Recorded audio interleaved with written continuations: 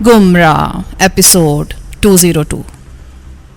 देखो जिलानी, हम अपने तौर पर उस अंगूठी का जिक्र किसी से नहीं कर सकते। तुमने भी शायद ठीक ही किया कि उसके बारे में किसी को कुछ नहीं बताया, क्योंकि वो बहुत ही महंगी अंगूठी थी। उसकी धात खास अज्जा से तैयार की गई थी। मगर तुम तो कहते थे, मेरा मतलब है कि आलिया ने मुझे बताया था कि वो चंद बड़े पुलिस और फौज के अफसरों के पास होगी। तो क्या ये बात गलत थी? मेरा अंदाजा यही था, मगर शायद तुम्हें नहीं पता कि उस काम के हमने एक साइंसदान को $10 लाख दिए हैं और सिर्फ 2 अंगूठियां बनवा सके। खुदा के लिए कुछ सोचो, तुम क्या कर बैठे हो? मैं क्या कहूँ, मेरी अपनी समझ में कुछ नहीं आ रहा। हो सकता है ये मेरा वहम हो। अंगूठी हवाई जहाज में गिर गई हो। कई लोगों ने उसे मेरे हाथ में देखा था। वो जहाज में मेरे ही पास थी और फिर मेरी उंगली में नहीं रही। तुमने किसी से हमारा जिक्र भी किया था? हाँ, मैंने हुडसन को बता दिया था कि यहाँ इस शहर में एक डॉक्टर धुम्मन है, वही मेरे वाकिफ हैं। और क्या कहा तुमने उससे? यहाँ आने का क्या मकसद बताया उसे? मैंने कह दिया था कि मैं सैर के लिए यहाँ आया था और मेरा कोई मकसद नहीं था। अब मैं वापस जा रहा हूँ। ये बहुत अच्छा किया तुमने, ये बहुत जरूरी था, वरना पता नहीं वो क्या सोचते। और क्या कुछ बताया तुमने उन्हें? कुछ भी नहीं। आपका जिक्र भी मैंने बस सरसरी तौर पर किया था। उसने ज्यादा पूछगछ भी नहीं की। क्या मुझे कुछ और भी कहना चाहिए था?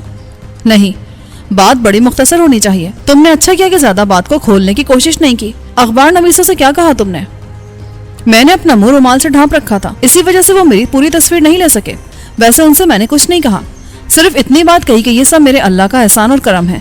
बस यही कहा था मैंने। ये भी तुमने बहुत ही अच्छा किया। खामखा तुम्हारी तस्वीरें छप जाती, पाकिस्तान तक तुम्हारी शोहरत फैल जाती और तुम खामखा धड़ लिए जाते। वहाँ की पुलिस अब भी तुम्हारी तलाश में होगी। हाँ ये तो है, इसीलिए मैंने उनसे ज्यादा बात नहीं की। खतरा यही था।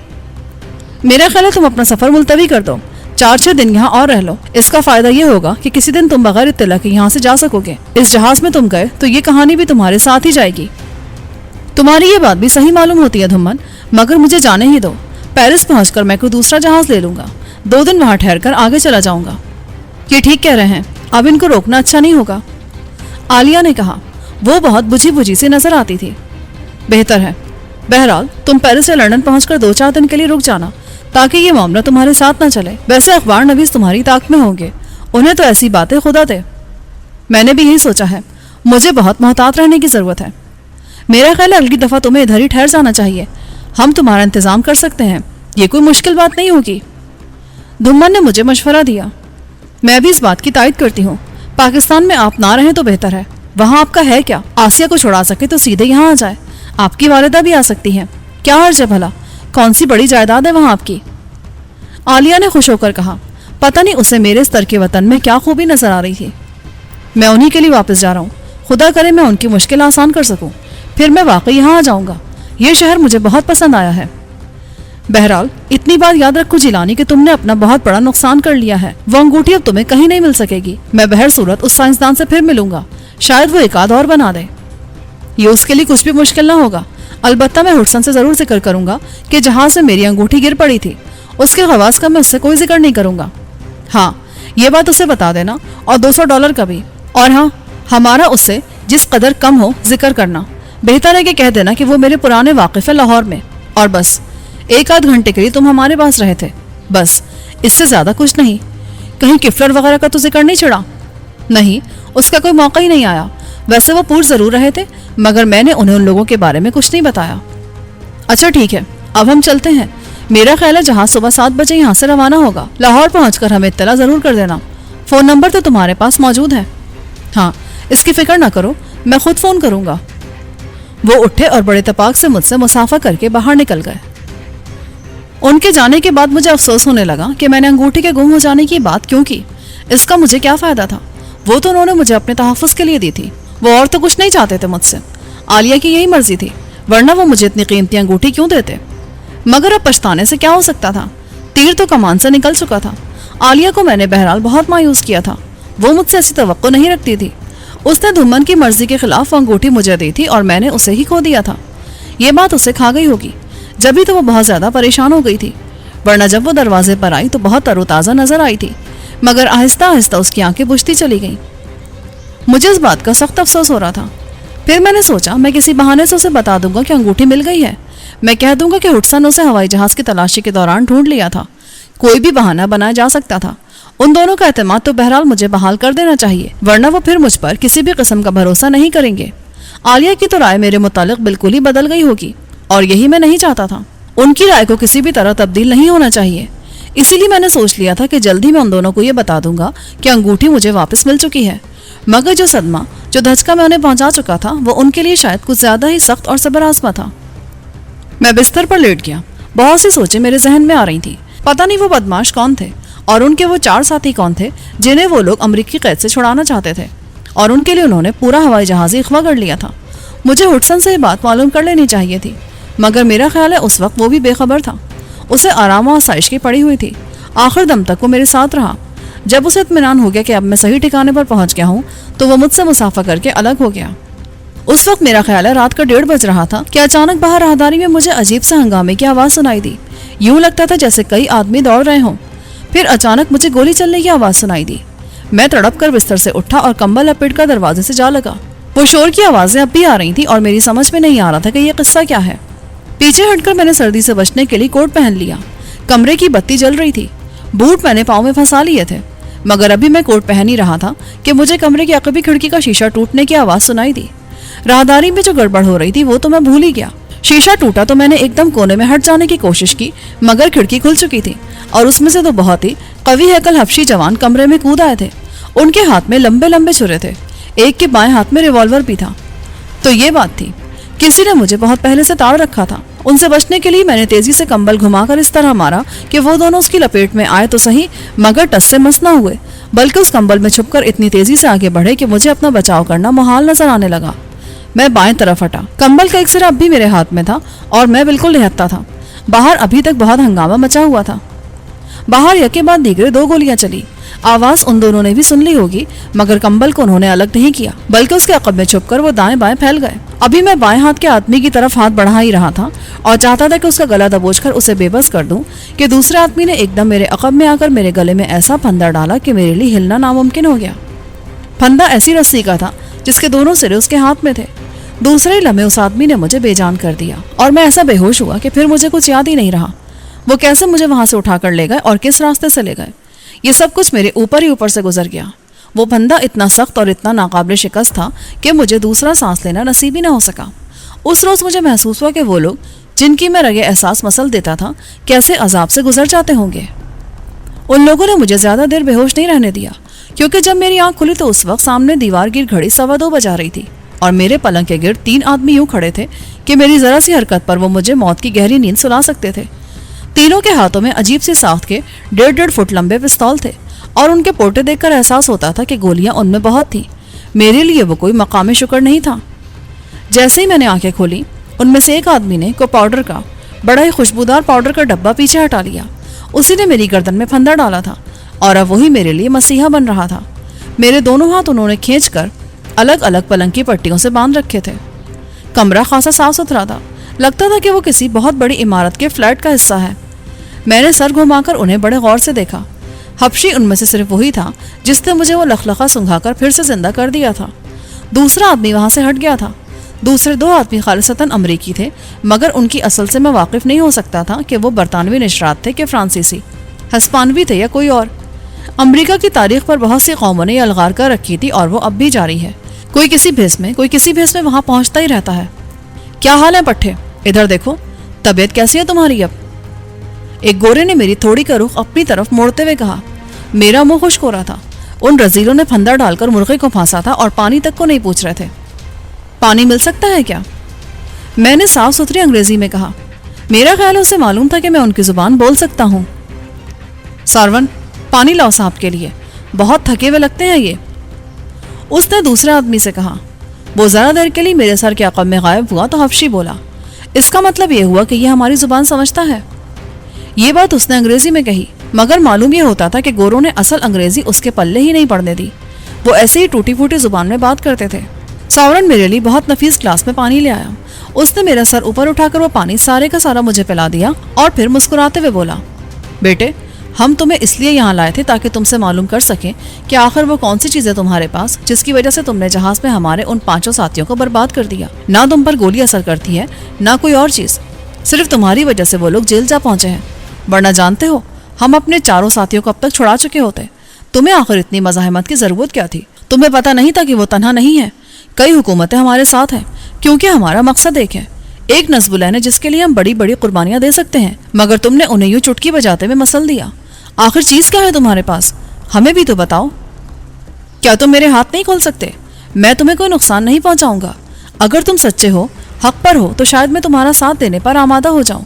دنیا میں انگنت لوگوں پر چند لوگ بے انتہا ظلم کر رہے ہوں تو میرا خیال ہے میں تمہارا ساتھ دے سکتا ہوں، مگر یوں بند کر، یوں بے بس ہو کر نہیں۔ بہتر ہے کہ میرے ہاتھ کھول دو اور مجھ سے اطمینان سے باتیں کرو۔ میں نے ساورن کی آنکھوں میں آنکھیں ڈال کر کہا، یوں کہ وہ میری نظروں کی تاب نہ لا سکا اور گھبرا کر دوسرے کی طرف دیکھنے لگا۔ نہیں نہیں، اس کے جھانسے میں مت آنا، اسے اسی طرح پڑا رہنے دو۔ وہ 5 تھے اور ہار گئے، ہم صرف 3 ہیں۔ مطلب کی بات کرو اس سے، ان رسیوں سے یہ مر نہیں جائے گا۔ بتاؤ بیٹا، وہ کیا چیز تھی تمہارے پاس؟ مجھے تم یہ بتاؤ کہ اس ہوٹل کی راہداری میں گولیاں کون چلا رہا تھا؟ اس دوران تم مقبی کھڑکی سے اندر آ گئے، اس ہنگامے کا آخر مطلب کیا تھا؟ ادھر پولیس کے سپاہی تمہاری حفاظت پر مامور تھے، وہ سارا ہنگامہ ان کی توجہ ہٹانے کے لیے تھا، سمجھے تم؟ پولیس نے ان پر گولیاں بھی چلائیں، اس دوران ہم کھڑکی توڑ کر تمہارے کمرے میں کود گئے۔ تو یہ بات تھی؟ گڈ۔ دیکھو، میں دراصل خود نہیں جانتا کہ وہ سب کیسے ہو گیا۔ میں نہتا تھا، بالکل غیر مسلح تھا، میرے پاس تک چھری تک نہیں تھی۔ یہ سب میرے اللہ کا کرم اور احسان تھا کہ مسافروں کی جانیں بچ گئیں، ورنہ وہ فیڈرک تو وہیں مر گیا تھا۔ Oh damn it, you mean God?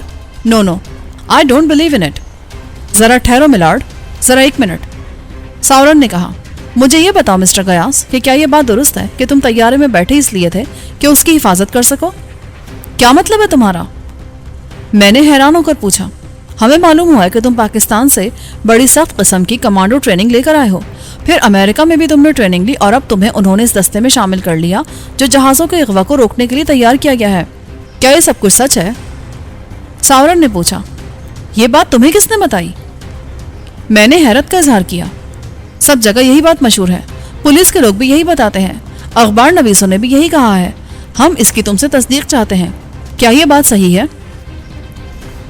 تم ٹھیک سمجھے ہو، میں اسی لیے طیارے میں سوار ہوا تھا۔ میرے ساتھ 2 آدمی اور بھی تھے، ان میں ایک امریک سنگھ تھا اور ایک شیر سنگھ، وہ بھی اس خاص دستے میں شامل ہیں۔ میں نے اس وقت ایک خاص ہتھیار سینے پر لگا رکھا تھا، وہ ایک عام سا لاکٹ ہے جس کی بظاہر کوئی اہمیت نہیں، مگر اس کا اثر یہ ہے کہ وہ ہر ہتھیار کو بے اثر کر سکتا ہے۔ وہ میرے پاس تھا، مگر وہ میں نے بعد میں ان کو دے دیا کیونکہ اس کا میرے پاس رہنا خطرے کا باعث بن سکتا تھا، اور امریک سنگھ مجھ سے بہت سینئر ہے، وہی ہمارا انچارج ہے، اس کے حکم پر میں فرسٹ کلاس میں جا بیٹھا تھا۔ وہ دنگ رہ گئے، چند لمحوں تک وہ مجھے بڑے غور سے دیکھتے رہے، پھر ملارڈ نے میرے کوٹ کا گریبان زور سے کھینچتے ہوئے کہا، تو تم اس اسپیشل اسکواڈ کے آدمی ہو؟ ہماری اطلاع درست نکلی، مگر تم نے وہ چیز انہیں کیوں دے دی؟ اس کی کیا ضرورت تھی انہیں؟ میں نے کہا ہے نا کہ وہ میرا باس ہے، وہ لاکٹ صرف ایک ہی تھا اور کسی ایک کے پاس ہی رہ سکتا تھا۔ اس کا سائز کیا ہے؟ یہی کوئی 1 انچ کا ہوگا، ایک زنجیر سے اسے گلے میں لٹکا لیتے ہیں۔ کیا وہ امریک سنگھ کے پاس ہے؟ ہاں، یا پھر شیر سنگھ کے پاس ہوگا، کوئی بھی اسے رکھ سکتا ہے۔ وہ دونوں اب کہاں ہیں؟ وہ مسافروں میں شامل تھے، اسی طیارے میں وہ لندن تک سفر کریں گے۔ تو یہ ہوئی نا بات۔ جیکی، تم اس کا خیال رکھو، فلائٹ ہم بند کر کے چلے جائیں گے، ہم امریک سنگھ اور شیر سنگھ کو یہاں لائیں گے۔ ساورن نے حبشی کو مخاطب کرتے ہوئے کہا، وہ پستول لے کر میرے دائیں ہاتھ کھڑا تھا۔ ٹھیک ہے، تم جاؤ، ہم اس کو دیکھ لے گا، ضرورت پڑی تو اس کو گولی مار دے گا۔ میں نے جان بوجھ کر ان سکھوں کا نام لیا تھا تاکہ وہ لوگ ان پر ہاتھ ڈالیں اور کسی نہ کسی طرح وہ لوگ میرے پاس پہنچ جائیں کہ وہ اپنے پیچھے کوئی نہ کوئی نشان تو ضرور ہی چھوڑیں گے جس کی وجہ سے میری رہائی آسان ہو جائے گی۔ یہ میرا مفروضہ تھا اور انہوں نے اسی پر عمل شروع کر دیا، اور یہ بہت اچھی بات تھی۔ میں نے امریک سنگھ کے گلے میں ایسا ہی ایک تعویذ دیکھ لیا تھا، اس کا حجم بھی یہی کوئی 1.5 مربع انچ ہوگا۔ میرا خیال ہے کہ وہ کوئی زیور تھا، جیسے کوئی لاکٹ ہوتا ہے، اور مجھے یقین تھا کہ ساورن اور ملارڈ تو اس لاکٹ کے لیے اس کا گلا کاٹ لیں گے یا اسے اٹھا کر میرے پاس لے آئیں گے۔ دونوں باتوں میں سے کوئی ایک تو ضروری ہوگی۔ میں یہ بھی سمجھ رہا تھا کہ ہلٹن ہوٹل سے میری گمشدگی کا پولیس کو اسی وقت علم ہو گیا ہوگا جب ذرا راہداری کا ہنگامہ ختم ہوا ہوگا۔ انہوں نے میرے کمرے میں جھانک کر دیکھا ہوگا اور وہ سمجھ گئے ہوں گے کہ مجھے کن لوگوں نے اغوا کر لیا ہے۔ اب جیسے ان لوگوں نے ان سکھوں پر ہاتھ ڈالا تو پولیس چوکس ہو کر یا تو ان کو اغوا ہونے دے گی یا پھر انہیں وہیں پکڑ لے گی۔ دونوں صورتوں میں وہ صحیح صورتحال سے آگاہ ہو سکیں گے۔ ساورن اور ملارڈ باہر نکل کر فلیٹ کا دروازہ لاک کر گئے۔ جیکی کرسی گھسیٹ کر میرے کمرے میں بیٹھ گیا۔ گھڑی کی سوئیاں برابر حرکت کر رہی تھیں۔ ان لوگوں کو وہاں سے گئے کوئی 1.25 گھنٹہ ہو گیا تھا کہ اچانک ہمارے کمرے کا دروازہ کسی نے کھول دیا۔ وہ دونوں واپس آ رہے تھے، اس حال میں کہ انہوں نے امریک سنگھ اور شیر سنگھ کو الگ الگ سنبھال رکھا تھا، یوں جیسے وہ دونوں نشے میں ہوں اور انہیں ان کے سہارے کی سخت ضرورت ہو۔ دونوں سکھوں کی پگڑیاں کھل کر گلے میں لٹک رہی تھی اور ان کے بال بکھر کر چاروں طرف پھیل گئے تھے۔ انہیں لا کر انہوں نے کرسیوں پر ڈال دیا۔ پتہ نہیں وہ انہیں کہاں سے کس حال میں پکڑ کر لائے تھے۔ معلوم یہ ہوتا تھا کہ وہ اسی لباس میں تھے جس میں میں نے انہیں چھوڑا تھا۔ دروازہ بند کر کے ساورن بولا، بکواس کرتے تھے تم، اس کے پاس تو کوئی لاکٹ نہیں ہے، نہ اس کے پاس ہے، ہم نے ان کی پوری تلاشی لی ہے۔ تو پھر ان کو یہاں کیوں لے آئے ہو؟ صرف تمہیں دکھانے اور ان کی مزید تلاشی لینے کے لیے۔ ہم نے ان کے بال بھی کھول کر دیکھ لیے ہیں، اب صرف ان کا طبی معائنہ ہی باقی ہے۔ کیا مطلب؟ کیا کرو گے تم ان کا؟ ان کا ہم ایکس رے لیں گے۔ مجھے شک ہے کہ وہ لاکٹ ان میں سے کسی نے نگل لیا ہے، ورنہ وہ ان کے پاس ہی ہونا چاہیے تھا۔ مگر ابھی وہ یہ بات کہہ ہی رہا تھا کہ کسی نے باہر سے فلیٹ کا دروازہ زوردار دھماکے سے یوں کھول دیا جیسے کسی چٹخنی کا وہاں وجود ہی نہ تھا، اور اس کے ساتھ ہی 4 پولیس مین رائفلیں لیے اندر گھس آئے۔ خبردار، کوئی ہلنے کی کوشش نہ کرے، تم تینوں ہماری حراست میں ہو، اپنے ہتھیار پھینک دو۔ جیکی نے سارجنٹ کے یہ الفاظ سنتی اپنا پستول پھینک کر ہاتھ اوپر اٹھا لیے۔ ساورن اور ملاڈ بھی اپنا سانس ابھی درست کر ہی رہے تھے اور انہیں اپنے پستول یاد ہی نہیں آئے تھے کہ پولیس اندر آ گئی تھی۔ وہ بے بس ہو کر رہ گئے تھے اور انہوں نے نہایت اضطراب کی حالت میں ہاتھ اوپر اٹھا دیے۔ انہیں سپاہیوں کے حوالے کر کے سارجنٹ میری طرف بڑھا اور بولا، ہمیں افسوس ہے سر، بہت ہی افسوس ہے کہ آپ کو اتنی پریشانی اٹھانی پڑی۔ یہ کہہ کر اس نے اپنے شکاری چاقو سے وہ نائلون کی رسیاں کاٹ دی جو میرے ہاتھوں اور پیروں کو جکڑے ہوئے تھی۔ میں بڑی مشکل سے پلنگ سے اٹھا تو اس نے مجھے سہارا دیتے ہوئے میرے بوٹ میرے سامنے رکھ دیے۔ یہ بہت ہی گھٹیا لوگ ہیں، مگر ہم ان سے نمٹ لیں گے۔ آپ کو کوئی چوٹ تو نہیں آئی؟ جی نہیں، ابھی تک تو میں بالکل ٹھیک ہوں۔ ان کی طرف دھیان دیں، یہ بھی اسی BOAC کے مسافر ہیں جس میں سوار تھا۔ پتہ نہیں ان کو کیوں لے آئے ہیں، خیر معلوم ہو جائے گا۔ یہ کہہ کر وہ سکھوں کی طرف متوجہ ہوا۔ معلوم یہ ہوا کہ ان کے سروں پر کوئی وزنی شے مار کر انہیں بے ہوش کر دیا گیا ہے۔ ہم انہیں بچا لینا چاہتے تھے، مگر جب یہ بے ہوش ہوئے تو ہم نے اس خیال سے انہیں وہاں نہیں چھڑایا تاکہ ہمیں یہ معلوم ہو سکے کہ یہ رہتے کہاں ہیں۔ ہم نے جیپ میں ان کا پیچھا کیا اور یہاں آن پہنچے۔ ہمیں زیادہ دیر نہیں لگی سر۔ وہ مجھے بار بار سر کہہ کر شرمندہ کر رہا تھا۔ آپ کو پتا ہے یہ مجھے ہوٹل سے اٹھا لائے تھے؟ جی ہاں، لائٹ مین کو آپ کی حفاظت کے لیے بھیجا گیا تھا، مگر ان لوگوں نے چالاکی یہ کی کہ ایک آدمی کو ہوٹل کی راہداری کی طرف بھیج دیا۔ وہ طرح طرح کی حرکتیں کرنے لگا جس سے لائٹ مین کو اس پر شک پڑ گیا۔ اسے 3 بار وہاں گولی چلانا پڑی مگر وہ بچ کر نکل گیا۔ اس عرصے میں یہ لوگ عقبی کھڑکی میں سے اپنا کام کر کے نکل گئے۔ خدا جانے یہ آپ سے کیا چاہتے تھے؟ مجھے بھی انہوں نے کچھ نہیں بتایا۔ ابھی تو یہ اصل بات کی طرف آئے ہی نہیں تھے، صرف شکار کو یکجا کرنے میں لگے تھے۔ سارجنٹ ان سکھوں کی طرف متوجہ تھا۔ جب وہ نہیں سمجھے تو اس نے سپاہیوں سے کہا کہ وہ انہیں فوراً اسپتال لے جائیں۔ انہیں جب سپاہی اٹھا کر باہر نکل گئے تو سارجنٹ نے کہا، میرا نام ہارٹن ہے، سارجنٹ ہارٹن، آئے میرے ساتھ، ہم ان کتوں کی موٹر میں واپس چلتے ہیں۔ ان کو آگے بڑھاؤ بھائی۔ یہ کہہ کر وہ ان سب کے پیچھے پیچھے کمرے سے باہر نکلا۔ ہم اس عمارت کی دوسری منزل میں تھے۔ لفٹ بند تھی۔ سیڑھیوں سے نیچے اتر کر ہم ملاڈ کی کار میں بیٹھ گئے۔ ایک سپاہی ان کے دائیں ہاتھ تھا۔ ہارٹن نے مجھے اپنے ساتھ اگلی سیٹ پر بٹھا لیا اور گاڑی خود ڈرائیو کرنے لگا۔ میرے کپڑے تو ابھی تک ہلٹن ہوٹل میں ہی ہیں، ہم وہیں جا رہے ہیں۔ آپ کو مکمل آرام کی ضرورت ہے سر، میں آپ کی پریشانی سمجھ رہا ہوں، آپ کے ساتھ بہت زیادتی ہوئی ہے، مجھے افسوس ہے کہ لائٹ مین آپ کی حفاظت نہ کر سکا۔ اسے میری حالت دیکھ کر واقعی سخت افسوس ہو رہا تھا۔ ان تینوں کے ہاتھوں میں اس نے ہتھکڑیاں ڈال دی اور ان کا سپاہیوں نے بندوق کی زد میں لیے بیٹھا تھا۔ وہ بالکل خاموش تھے اور ان کے چہروں سے معلوم ہوتا تھا کہ انہیں حالات کے اس دھارے کا بالکل اندازہ نہیں تھا۔ امریک سنگھ اور شیر سنگھ کو انہوں نے پتہ نہیں کیسے اغوا کیا تھا۔ بہرحال ہارٹن نے بہت عقل مندی سے کام لیا کہ انہیں اغوا ہونے دیا۔ وہ لوگ انہیں بے ہوش کر کے لے اڑے مگر اس نے ان کا راستہ نہیں روکا بلکہ ان کا پیچھا کیا۔ یہ بہت اچھی بات تھی۔ میں نے بھی یہی کچھ سوچ کر ان دونوں سکھوں کا نام لیا تھا اور وہ ایسے تیز نکلے کہ سیدھے ان سے جا بھڑے۔ نتیجہ میری توقع کے عین مطابق نکلا اور اب ہم ہلٹن ہوٹل واپس جا رہے تھے۔ جب ہم وہاں پہنچے تو مجھے احساس ہوا کہ وہاں کچھ ایسی افراتفری نہیں مچی تھی جس کی میں توقع کر رہا تھا۔ ہوٹل کا ایک چھوٹا سا اہلکار 2 اور ملازموں کے ساتھ ہمارے کمرے میں پہنچا۔ اس جگہ کا وہ پہلے ہی معائنہ کر چکے تھے۔ پولیس کے چند لوگ وہاں پہلے سے موجود تھے جن میں ہارٹن بھی موجود تھا۔ حیرت کی بات یہ ہے کہ انہوں نے وہ کھڑکی پوری کی پوری نکال کر اسی وقت نئی کھڑکی وہاں لگا دی تھی اور شیشے کی کرسیاں جو کمرے کے قالین پر بکھری ہوئی تھی وہاں سے اٹھا لی گئی تھی۔ پولیس اپنی کارروائی مکمل کر چکی تھی اور رپورٹ وہ بہت پہلے تیار کر کے لے گئے تھے۔ اس واقعے کے سارے شواہد وہاں سے مٹا دیے گئے تھے۔ مجھے کچھ ہی دیر بعد انہوں نے تنہا چھوڑ دیا۔ میری تمام چیزیں وارڈروب میں موجود تھیں۔ مجھے زیادہ فکر اس انگوٹھی کی تھی، وہ پتلون کے نیفے میں دبی تھی۔ اسے میں نے اچھی طرح ٹٹول کر دیکھ لیا۔ نوٹ بھی سارے کے سارے وہیں دھرے تھے۔ ایک لحاظ سے مجھے یوں لگا تھا جیسے وہاں کوئی واقعہ ہوا ہی نہیں ہے۔ میں بہت زیادہ تھک گیا تھا۔ ہارٹن نے مجھ سے مصافحہ کیا اور بولا، کیا آپ اسی طیارے سے جانا چاہیں گے؟ میرا تو یہی خیال ہے، 2 گھڑی سو لیتا ہوں۔ وہ کہہ رہے تھے کہ طیارہ صبح 7 بجے روانہ ہوگا۔ میں آپ کو اطلاع کر دوں گا، اگر کوئی اور رکاوٹ نہ ہوئی تو صبح آپ روانہ ہو سکیں گے۔ یہ کہہ کر وہ باہر چلا گیا اور میں تمام کھڑکیاں اور دروازے اچھی طرح مقفل کر کے بستر پر لیٹ گیا۔ مجھے بڑی حیرت ہو رہی تھی کہ اس نشے کی طلب نے دوبارہ میرا جسم شل نہیں کیا تھا۔ یوں لگتا تھا جیسے میں اپنی قوت ارادی سے اس پر قابو پا چکا ہوں۔ بستر میں لیٹتی میں نے سارے خیالات ذہن سے جھٹکے اور گہری نیند میں کھو گیا۔